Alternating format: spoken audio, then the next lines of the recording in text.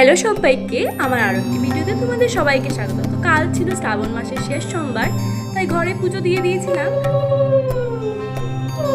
আর এখানে আমি একটু স্পিডি দেখালাম, কারণ এরপরে সব কিছু দিয়েছি তো বেশি সময় লেগে যাবে ভিডিওটা শেষ করতে।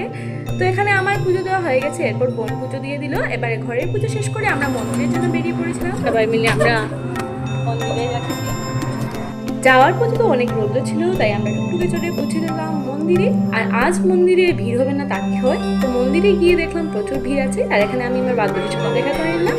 এরপর সবাই মিলে পুজো দেওয়া শুরু করলাম।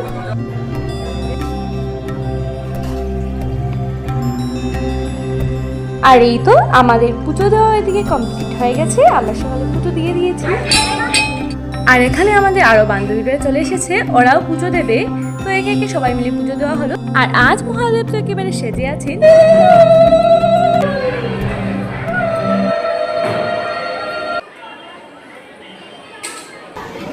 এই দেখো সখী। পুজো শেষ করে আমরা নিয়ে নিয়েছিলাম ফল, যেহেতু আমরা উপোস করেছিলাম তাই উপোস ভাঙার জন্য। আর এরপর চলে যেতে হয়েছিল আমাদেরকে কলেজে। বাকিটা আমি পরের ভিডিওতে দেখাবো, আজকের জন্য এতটুকুই।